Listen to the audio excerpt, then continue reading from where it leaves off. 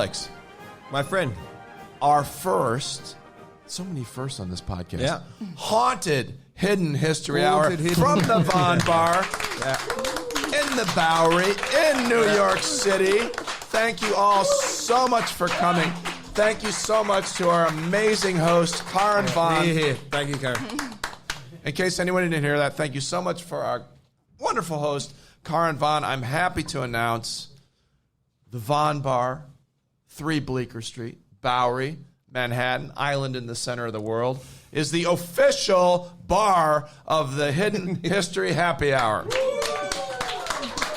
So, Karen, for better or worse, we will be back. Now, you might notice, viewers, I'm a little dressed up tonight. Never wear a jacket before.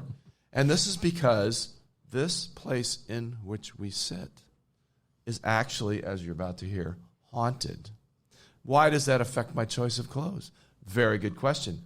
Alex, with his British accent, will fit in fine with ghosts from the 20s, the 30s, the 1890s. Gregory is a person who hangs out in this place. Karen owns the place. I'm the only one the ghosts might fuck with. So I figure I'd dress up a little bit. I'm a little bit more of a dandy.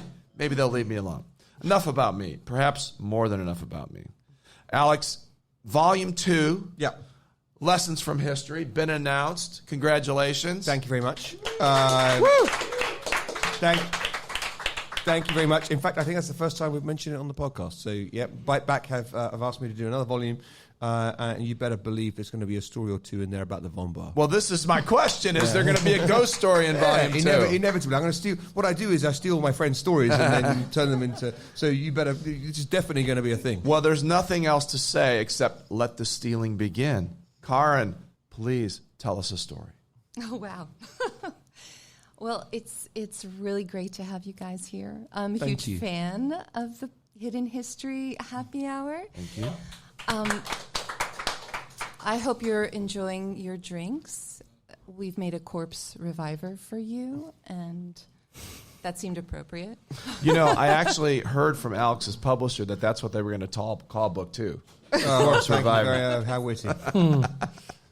No, let me just say also shout out to our amazing guest bartender, Ryan, who we were going to make Alex Thank you, Ryan. guess his town of origin.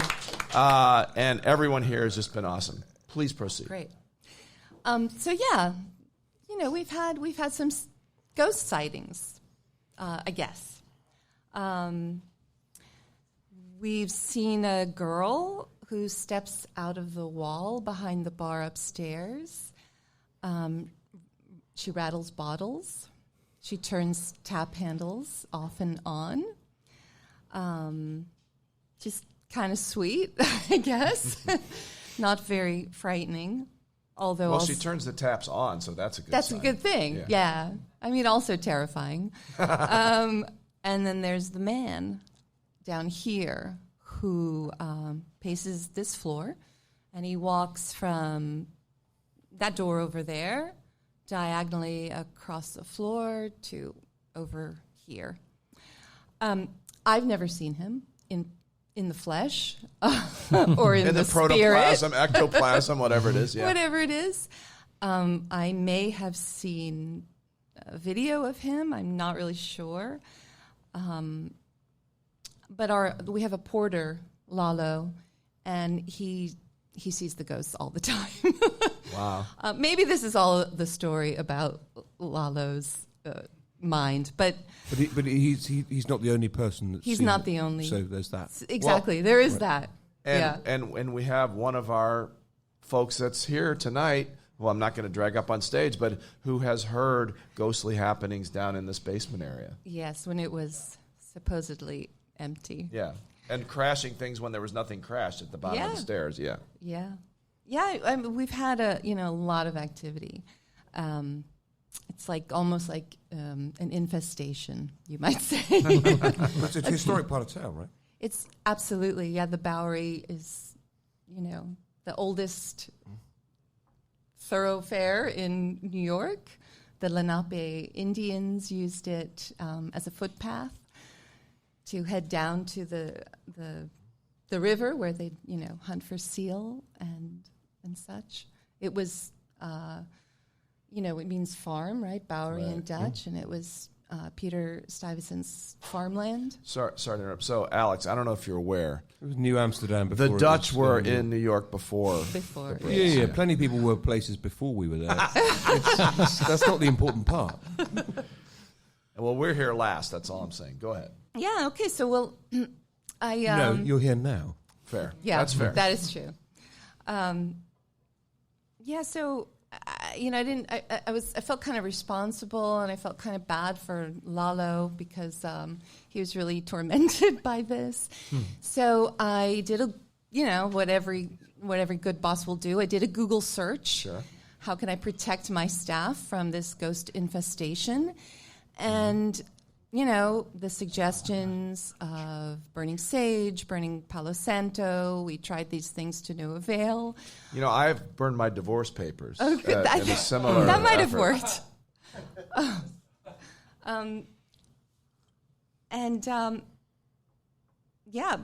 But the funny thing is, I didn't really want to get rid of the ghosts, Right. Because they're kind of magical. Part of the fabric. They're kind of part of the. This sounds so silly. Oh my God! But okay, so one time, and I'm totally ashamed to admit this, but we had an exterminator catch a rat in the back alley. Hardly ever happens in New It York never City. happens.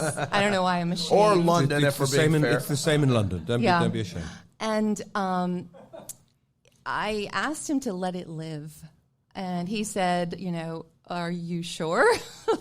It'll just come back. And I just couldn't bear the thought of killing it right then and there. So I said, please let it live. Take it down to Houston.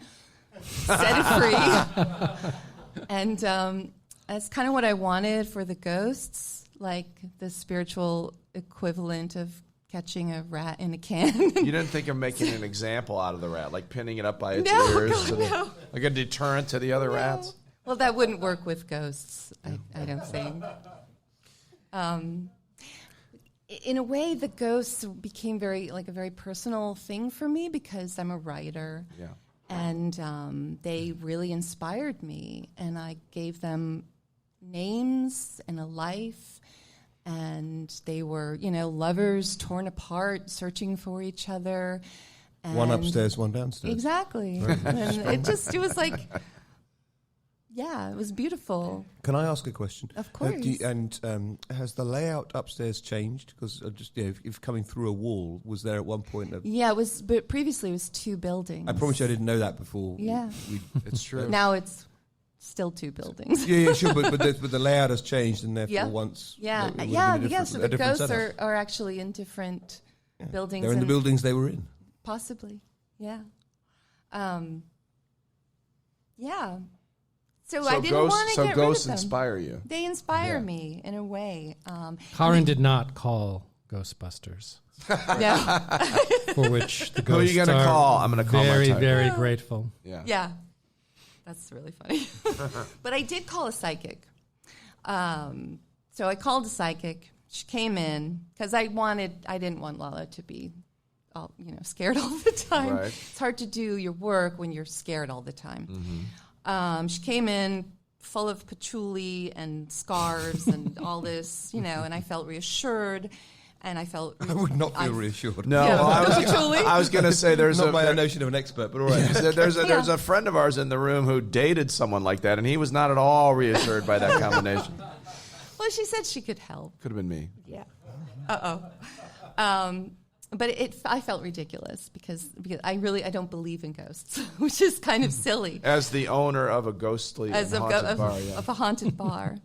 But I want to say, I think it's important to acknowledge a ghost, right? Because a ghost, it just turns your attention to small things, Yeah. right? Like they only appear when you're focused on something else or when you're engaged in like busy work or you're not thinking about it. And it's always in the periphery. Just outside your... Yeah. Yeah. And that's... I don't know, it just draws your attention to these insignificant moments of life. And they also appear when you're in that kind of liminal state between being awake and asleep. which is also... Which I like to call Wednesday. Yeah, Wednesday. or right now. Yeah, and these are moments we forget because we're always so, like, busy. And we're always so, like, striving for perfection and for money and fame, whatever the hell people want. Or Well, subscribers is all we want. That's So yeah, or we're running away from trauma. So it's one or the other. We're fight or flight. someone wrote, I'm going to say it's Henry James. If I'm wrong, I'm going to fix it later, that ghosts are longing. Yeah, I love that.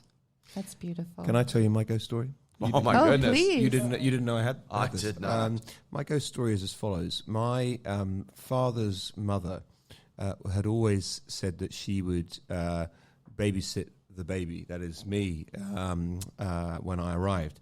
And sadly, she got cancer and died very shortly before I was born.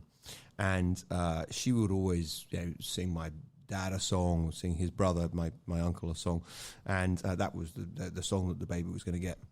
Fast forward, I arrive, of course, joyous moment, everyone's very happy, naturally. And then after that initial glow wears off. Buyer's remorse. Indeed, my parents are in one room and they hear the cry of the baby. Oh God! And you can hear it through the baby monitor that I'm shouting the odds. And then they both say, they heard my grandmother singing to me, and the baby's crying stopped. And my parents were very rational people. My father's no longer with us. My parents were very rational people, no belief in these things in general. But it was that they both swore that happened. Wow. Wow. Now, Alex, were they in the same room when they heard it? They were sitting together, saying, and just went quiet. I mean, what do I know? I was in the next room making some noise. But they were sitting together and would tell you that they heard that at the same time. Well, as our loyal listeners and our many viewers know, my family has a UFO history, which we'll be talking about in a future episode. So the paranormal is not a strange thing to me. The closest I've ever come to something like that, which is actually just sent a little shiver down my spine, largely the fact that you were involved, but it was, I'm in the 5th grade, 10, 11 years old. Tragically, a kid in my class, Scott, died. And it was from something called Reye's syndrome, which hasn't existed for half a century. And this is the first encounter any of us had with death of any kind. Sure.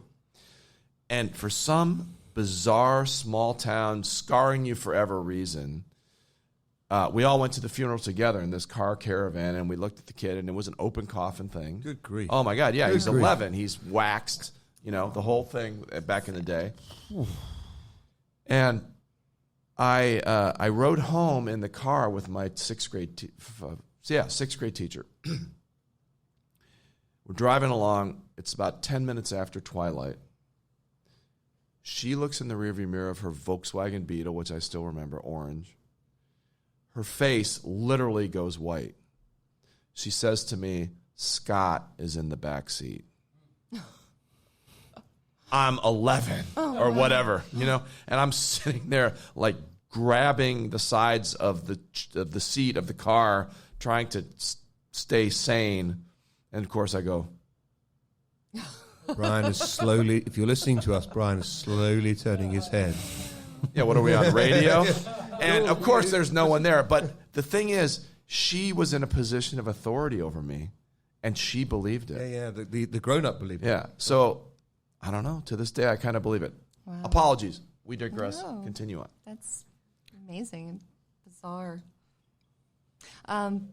So the psychic came. So I had the psychic in here, and she said that it's not uncommon to find ghosts in bars. It's like Happy they're places. happy places, Yeah. and a lot of energy, a lot of activity. I think we can agree that's where we want to haunt. That's what we want. Yeah, that's where I'm going to go when I'm dead. No, just kidding. She said she sensed 2 presences, maybe 3. A girl who was 7 and who died well over 100 years ago, and a man who's much older who passed more recently on the Bowery. And so that's not my story. It's not the ghosts I was imagining. She lit 3 white candles, asked us to hold hands, myself and my 2 porters. And she spoke about a white light, said it was okay to go to the light. Everyone's waiting for you there. Mm. And then she was done. I thanked her, and I handed her a check. Hoping which was not imaginary. That was real. That was real. Nothing ethereal about that. No, Right. I'm hoping it could be a business expense. I'd buy it. Yeah, my accountant thinks I'm crazy. But anyway, another thing that the ghosts inspired here was Gregory and I. Yes. It inspired a ghost story reading series. We're both Yes. writers. Yes. Yes. And yeah. All right, so introduce Gregory properly, because I failed to do that, and talk about Absolutely. Bowery Gothic. Yeah. This is Gregory Crosby. He and I, yes. Amazing poet, ghost chaser, and Well, I mean, here's the strange and deep origin story of Bowery Gothic, the online literary journal that Karin and I edit. And it begins... Which is in our show notes, viewers. Our show notes, Please go to BoweryGothic.com. And it begins, as many sad stories do in the 21st century, on Twitter. About a decade ago, I saw a hashtag that said 13-word horror story. And apparently the challenge was to write an entire horror story in only 13 words. It was a contest for Granta at the time, which I did not realize, which is good because otherwise I probably would have ignored it, disdaining contests in general. I just thought it was a writing prompt. I'm a longtime fan of supernatural fiction and horror movies and everything Gothic. So I thought, I'll try my hand at that. And I was possessed by a demon, and I wound up writing over 300 13-word horror stories. Now, as it's amazing how many writers say that. Yeah, as you know, when you're a writer, sometimes you write something and you think, well, what am I going to do with this thing that I've been obsessing over and writing? And one of the things that came out of it was a poetry chapbook put out by Small Brooklyn Press, where a friend of mine did some woodcuts to go with a handful of these 13-word horror stories. And then, of course, when you have something in the world, when you have a book, you want to have an event. Yeah. And I thought to myself, what would be a better venue for a release party of 13-word horror stories than a haunted basement Fair. of a bar? As having known Karin and Vaughn from back in the day, we both did our Yeah. MFAs at the City College of New York, so that was how we knew each other. So we thought, why not do a Halloween reading? So in 2017, we put together a selection of poetry, spooky poetry, and fiction, and we did a fantastic reading right here in the basement in which we are sitting, and it was a tremendous success. Mm-hmm. There were many people who went insane. They were so terrified. They're called editors, aren't they? No, sadly, these are just normal people. We did have a nurse on duty upstairs, as and you know. there are in the case, actually yes. more ghosts now. Yeah, more ghosts. Oh, my goodness. It was such This a is reminding me more and more of my first marriage. It was such a success that we decided that, actually, Karin decided in her infinite wisdom, let's make this into a regular thing. Sure. And so we created a journal dedicated to spooky stories and spooky poetry, and even more interesting, to tie it into both the physical history of the space, relics. Because as anyone who knows, New York is a city so full of ghosts. Now, of course, all cities are full of ghosts, but there's something about New York and the layers of ghosts on a single block in a single neighborhood. And you'd be hard-pressed to find a more haunted section of New York than downtown, and particularly around the Bowery itself. And so we then brought in someone else, right, Karin, for the website. And who would that be? Now, we're going to argue that this is the most haunted reported building in Manhattan. Am I right? As far as we know. Yeah. Alex, did you have something you wanted to? I just wanted to say, Do you know one of your 13-word horror stories off by heart? Would you tell us? Oh, one? yeah, Oh, please. yes. Oh, well, I happen to have all 300 right here. Just one. Someone delivered that folio. I don't know who it was. So this is one of the 13-word horror stories. Trembling, she lit a match. Something without eyes grinned and blew it out. Ouch. Oh, it's very good. Yeah. Some shivers. spine tingling action Yeah. happening there. Yeah. I have. Let's do one more. Let's do one more. Let's do one more. Well, one more. I couldn't possibly do. Oh, wait. I have Tip your waiters. We'll be here all week. Her bony fingers closed around his throat. There goes my manicure. Very good. Once again, were you my marriage counselor or what happened? Very good. They are some of them are more humorous than not, because if you write 313-word horror stories, you're going to have to fall variation. back upon some humor at one point. That was the impetus. That first one reminds Yeah. me of a science fiction story called "I Have No Mouth and I Must Scream." By the great Harlan Ellison. Yes, indeed. That was super. Indeed. I interrupted you. You were going to introduce. Oh, Karen was going to Well, introduce another member. sort of aspect of the literary journal of Bowery Gothic is it's tied to this place, and it's tied to our writing and ghost stories and like the literature of the macabre. But it's also tied to the Bowery, because this is where we are. This is where I live. I live actually around the corner. For many years, love my neighborhood, love the history of the neighborhood and the lore of the neighborhood.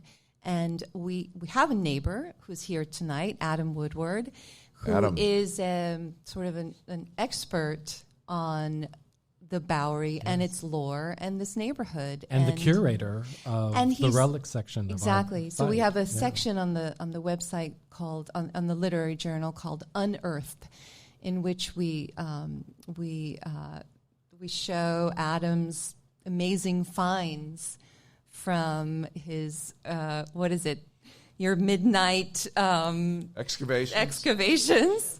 Yeah. So anyway, I'd like to. Well, just 1 second. Hold on. I'm not superstitious, but are these relics among us in the building right now? Oh, no. All right, fair enough. Come on. So, Adam, welcome to the Haunted Hidden History Happy Hour podcast. I wish I would have done the happy hour more now, because I know you're going to scare the living shit out of us. Your stories are based in reality. They're based on exceptional, in-depth research. And at the end of the day, they're very sad, right? Hi, Adam Woodward. This particular book I just finished during COVID. It's called 295 Bowery Suicides. And it's a reference to the building which is on the cover, which was at 295 Bowery. It's gone now, but it was right across the street. Yep. And you got to get a little bit closer to the mic. I'm sorry. No worries. So the building in the 1890s was the location of a place called McGurk's Suicide Hall. It was whoa. sort of. It wasn't actually called McGurk Suicide Hall. The actual name was McGurk's Sporting Hall. All right. But it was called in the press McGurk's Suicide Hall. And it was called that because in 1898, 1899, there was a wave of girls who committed suicide there that had sort of a suicide pact. What was the age range, more or less? The girls were teenagers, like 14 to 16. The first wave of them. Unfortunately, it wasn't really unique. I found multiple suicide pacts in the neighborhood. On Christie Street, there was a building called Suicide Flat, which had so many suicides, it was actually known as a suicide apartment. So it wasn't just a clever name then? It wasn't just a clever name. It was almost, I guess you could call it an endemic.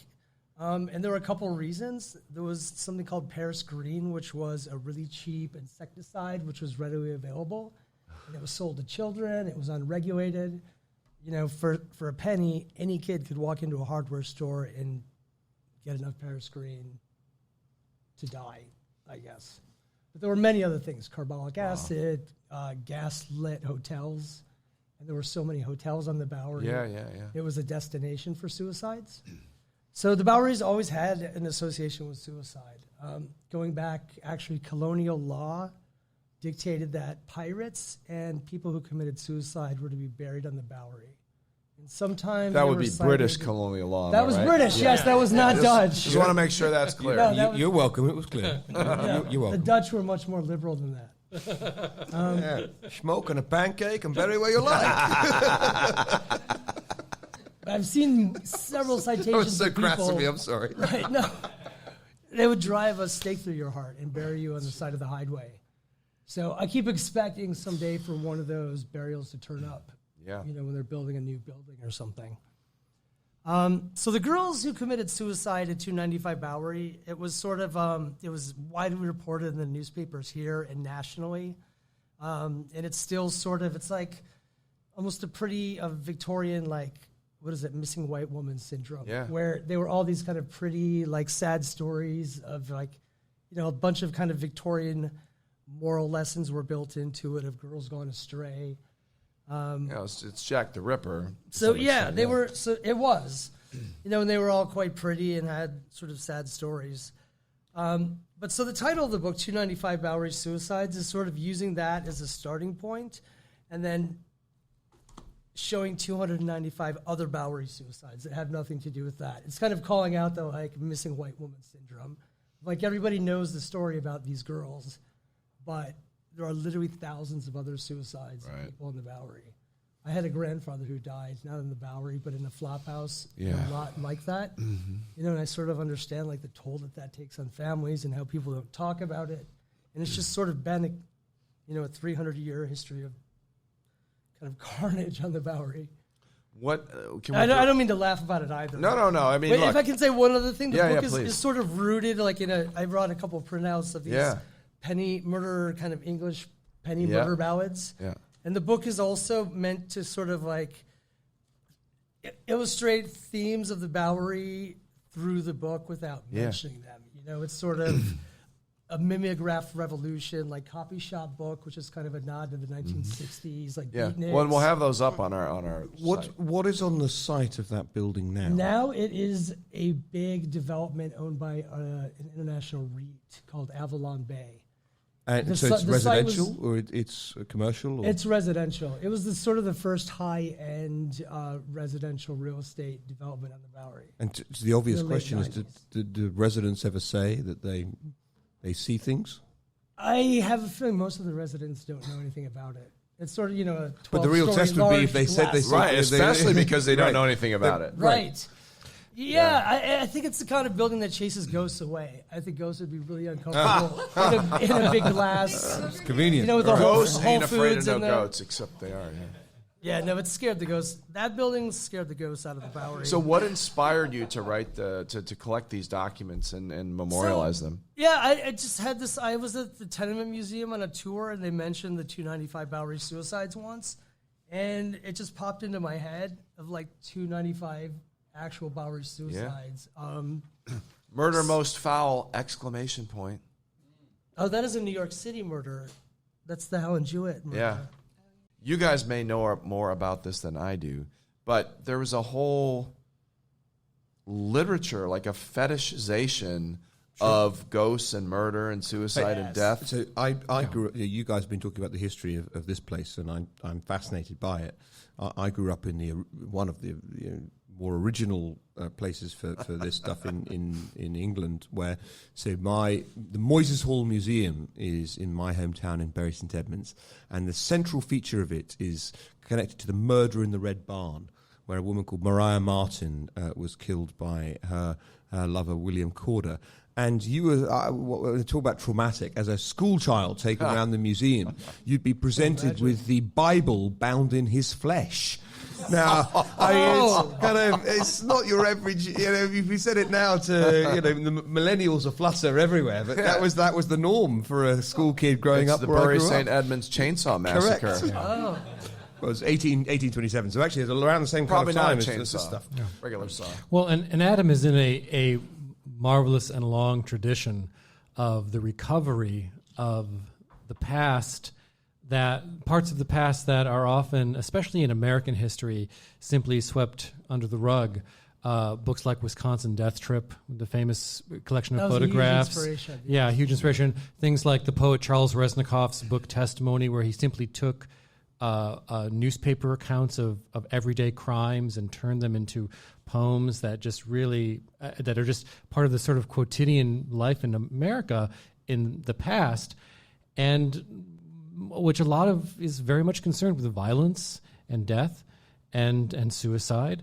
And as we know, America doesn't really enjoy thinking about those things. So 295 is also very much it's one could think of it as a memento mori on the one level, right? Remember, this is the fate, but it's also a recovery of all of these people who otherwise their stories would not be told. Everyone knows Jack the Ripper, but how many people know the names of the 6 women that he killed? Yeah, exactly. And we've had this Ripperologist aside, almost no. Yeah. The only one would be Ripperologist. We've had this conversation a number of times on the podcast. It's a little bit of a one-off, but the victors write the history, and we don't know the stories of the people who failed. So we've talked about the people that succeeded in daring raids, not the other 10 schmucks who tried it and were killed, right? Yeah. And it wasn't so long ago that the Bowery was synonymous with the lost, with all of the flop houses, all of the long alcoholic history. That's a big reason. The hotels, and there's always been an ethic on the Bowery of sort of don't ask, don't tell. Like you keep to yourself and don't talk about it and you don't ask questions. And so many of these are cases of people who just came, either had like bad luck, or hard times, and just checked into one of the many 25-cent hotels and turned on the gas cock and like blew out the flame and just didn't wake up. Which seems to track with this notion that this is a very, very haunted part of New York City because it was a repository for so many lost souls. I stopped researching when I found 5,000 suicide situations. Oh my God! Good grief! And did you have any crossover with ghostly happenings? Is there any? Can you draw any conclusions from the suicides compared to the alleged hauntings, or no? So I was in this building, 295 Bowery, when they tore it down. Well, hopefully not when they tore it down. No, I actually was in there when they were tearing it. I actually ended up spending the weekend in prison.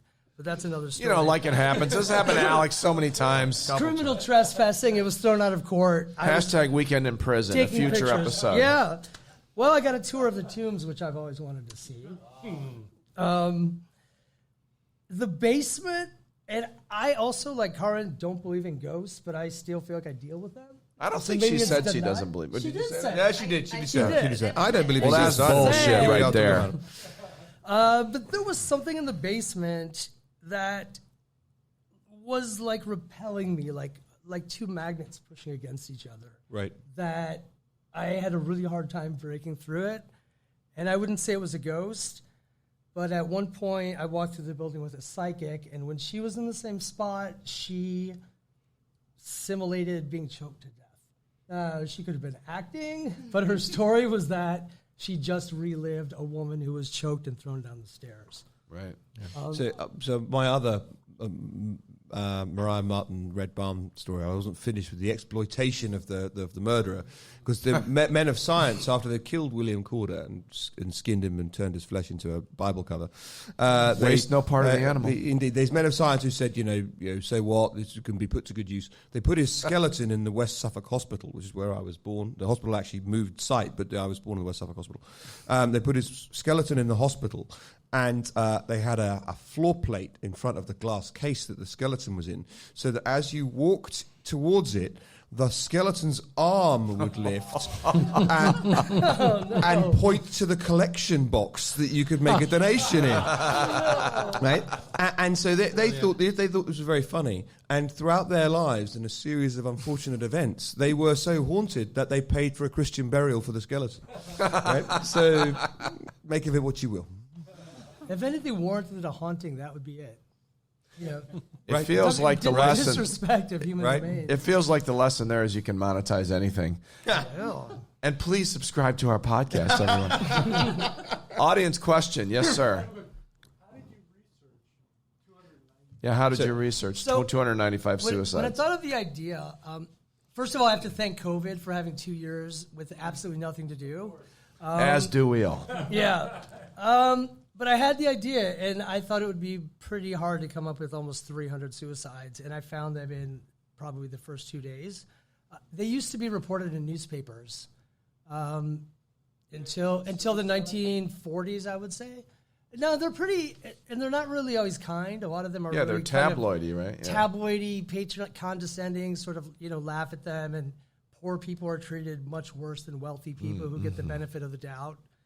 But they were just in the newspapers. Yeah, we forget that there is a every wealth. newspaper's full of them. There's a wealth of these kinds of stories in the newspapers because once upon a time there was nothing but newspapers. Right. And so everything was reported and so long as there's an archive, there's probably, we tend to think now, thanks to the internet, that there's somewhere someone has recorded this, or it somehow exists on the internet. But the internet's a very different beast than the 19th century and 20th century, newspaper archives, where literally everything from the lowest to the highest somehow wound up. Even it might be on page 38, but somehow You're it's right. there. Minutia It's really got somehow, recorded. yeah. I'm going to have to go through the microfiche in the library. But, boy, are you on message, because a couple episodes ago we had a long conversation, which I recommend to everyone, subscribe, about the ways that the archives of history are changing. And we also talked about this on our friend Chitra's podcast, which is in the show notes, that, documents are malleable, right? People wrote them. People had agendas. Newspapers had agendas. Not that would happen now. But it's much harder to fake that stuff now, So when you're researching a book like this, when you're teaching your class, how do you look back at a suicide story from 1920 and parse the extent to which it was maybe somebody who didn't like the person told the story. Maybe the person who told the story murdered the person who's dead. Or maybe it was just such a sensational story that they added a few extra facts to make the story better. How do you know what really happened? Well, you don't. You don't. Thank you. Good night, everybody. There's the podcast killer. Well, you don't. You don't know. All you can do is see the trick of it is context. Right. And that's the one thing that the internet and television before it destroyed. You look at the context in which something is reported and a story is told, and that tells you more, much, much more than the story itself is often telling you. Yeah, today we would call that metadata. Right. Well, yeah, if you're monetizing context, yes.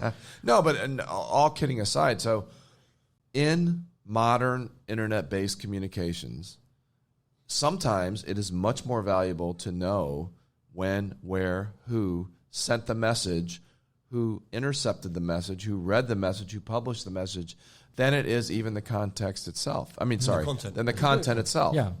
Well, as we never tire of quoting, the medium is the message. And it has been ever since electronic media, and I would argue even, newsprint penetrated, every corner of the globe. Or in Karen's case, when she brought the psychic down to her, the medium was the message. Hey. Hi-oh! We're here all week. Tip your waiters. Thank you. I actually put that line in a poem once. So great minds, once again, think alike. I always felt poems were for lazy people that just didn't have enough syllables. This is a joke. Put the pens down. Don't direct message me. That's a joke. I will quote, I believe it's Mark Twain, who said, "I'm sorry I wrote such a long letter. I didn't have time for a shorter one." Pithiness is everything. So more power to the poets. Which is why I only wrote 13-word horror stories. Exactly. Well, also And that left was everything the else. content. And left everything else to Stephen King. In your face. If No, this no, bike no. wasn't chained, he'd drop it. All right, so I have to I have to redeem myself, and there's only two ways to do that. There's three ways to do that. One, you tell a Churchill story. And two, you tell a Mark Twain story, which I've already done. And finally, you tell an Ernest Hemingway story. My favorite, right? Ernest Hemingway. Some of you may not know. I believe this is a true story. If it's not true, it's so good it should be true.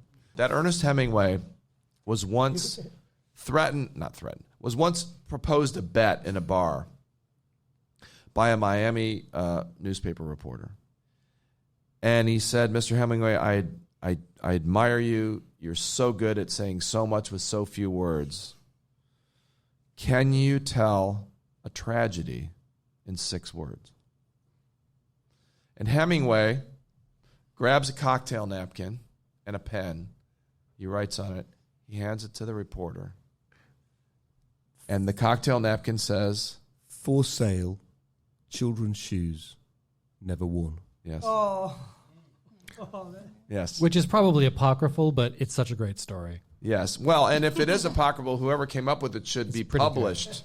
That's I great. find it hard to believe, but we don't rehearse either. It's just, No, I don't think they're going to find it hard to believe that we don't rehearse because, they've seen the show and everything.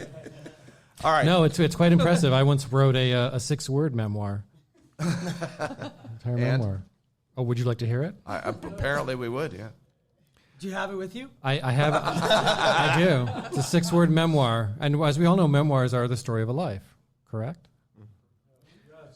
Wake, sleep, wake, sleep, wake, sleep. All right. That reminds me of something that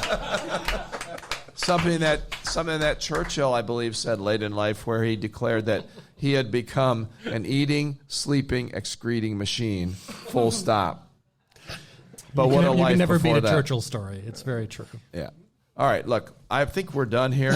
our work is done. I hope the ghosts liked it. Yes. First of all, we need to turn the cameras off, drink a shit ton, and see some ghosts tonight. Everybody out there who wants this experience, come to the Von Bar. It's amazing. Yeah. Oh, we missed one thing. You got married here. I did. Yes, I did. I'm sitting just a few feet from the wife's spot ghost. where on December 27th, 2021, after 10 years of blissful cohabitation, we finally got married in front of a small group of friends and family. And here's Ghosts. the miracle of this. This was December of last year when Omicron was exploding. No one got sick. Well, it was not a super spreader event, and I should just timestamp this because we don't know when it's going to actually air. We are in June of 2022. You were married in December of 2021, and I will tell you, my friend, having spent a life in the social sciences, any relationship that survives the first 7 months almost certainly will survive the first 12 months. So congratulations. Thank you. Good night, everybody. Thank you. Cheers.